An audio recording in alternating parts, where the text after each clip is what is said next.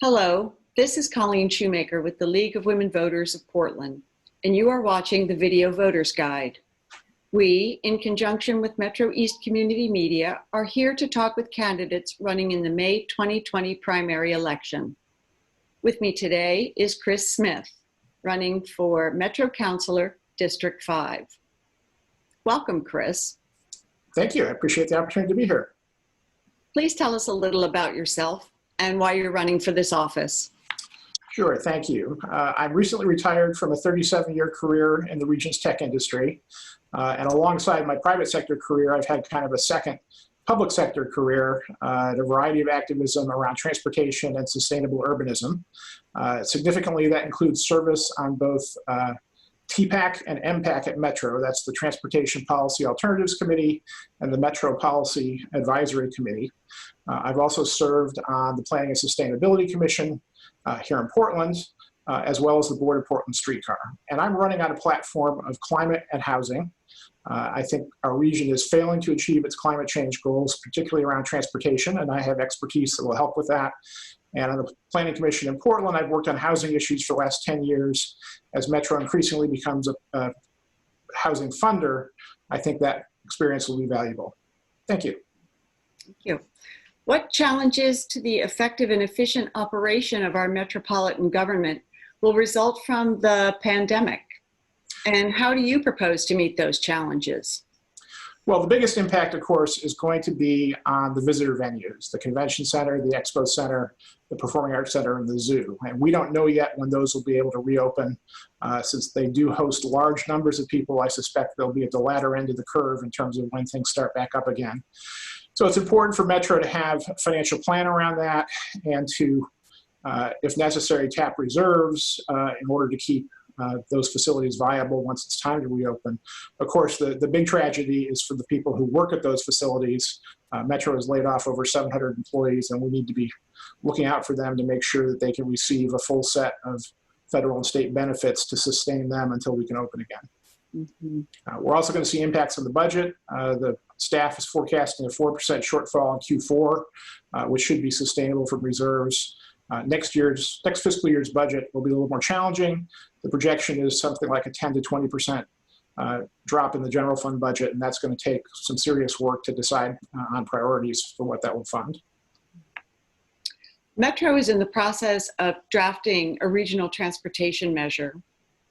What expectations do you have that the planned expenditures will achieve the state and regional goals for reducing greenhouse gas emissions? Well, unfortunately, they don't do enough. The package has been projected to save about 25 million miles per year of driving. That sounds like a big number, but we realize that the denominator in that equation is 75 billion miles that are driven in the region every year. That's something like 1/3 of 1/10 of 1%. So by itself, not doing very much for climate change. There are a lot of good projects in the package, and I support those projects. There are also some that still encourage more drive-along auto trips, and we need to seriously look at those. I think, though, we need to look at the bigger picture and realize that that package will be combined with other policies like congestion pricing. It's important that the region adopt an equitable congestion pricing program. And once we do that, I think there'll be more combined impact than we'll see just from the bond measure itself. Thanks. How would you assess Metro's efforts to address the affordable housing and homelessness crisis? So it's important to recognize Metro's role here. Metro is not a direct services provider for either housing or homelessness. The evolving role for Metro is as a funder, because local governments and advocacy organizations have recognized that Metro can raise revenue regionally, and I think that's an appropriate role. And housing and homelessness are both crises right now, and they need to be addressed. So I was proud to be a member of the Speaker's Bureau for the Affordable Housing Bond last election cycle, which raised over $600 million to construct affordable housing. And I'm supporting the bond, or the tax measure this cycle, which will provide funding for houselessness services. Mm.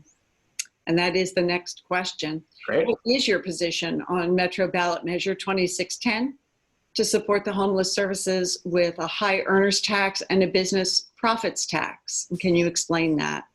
Yeah, I was the only one of the candidates for District 5 to testify in front of the Metro Council, urging them to refer this to the ballot. And I am supporting it. And as I campaign for my seat, I'm also encouraging folks to vote for it. It's vital to not just construct housing, which we're working on, but also to make sure we have services in place that can prevent people from falling into houselessness, things like rental assistance for somebody who may be transitioning between jobs or have another temporary financial setback. We don't want those people to land on the street. And for the people who are on the street, we need to meet them where they are. People are on the street for different issues. Every person's story is different, whether it's due to substance abuse or mental health issues or simply economic issues. And this tax measure will fund a variety of services that can meet people where they are and help them get off the street into sustained housing. Well, thank you. We have a couple of minutes left. Is there anything else that you would like to tell us about? Well, I'd like to talk about the district a little bit. District 5 is in some ways a sacrifice zone for fossil fuel infrastructure. If you think about it, we have the levees on the Columbia. They're going to be under increased stress from stronger winter storms. We won't have the nice gentle rain all winter. We'll see more concentrated storms as a result of climate change. To the freeways that really define the boundaries of the region, and I-5 that goes right through the middle of the region, causing all kinds of air quality issues. To the energy hub at Linton with all those fossil fuel storage tanks that are a bomb waiting to go off in an earthquake. To the oil trains that are going through the district. To the auto scrap yards in the Cully neighborhood. We saw a mountain of tires burn a couple of years ago, and that forced the evacuation of low-income residents. So I think District 5 should be sending a climate champion to Metro, and I'd like to be that champion. Well, thank you very much, Chris. Thank you. This has been the Video Voters Guide. Thank you for watching. The primary election is Tuesday, May 19th. Be sure to inform yourself about the candidates and ballot measures and exercise your right to vote.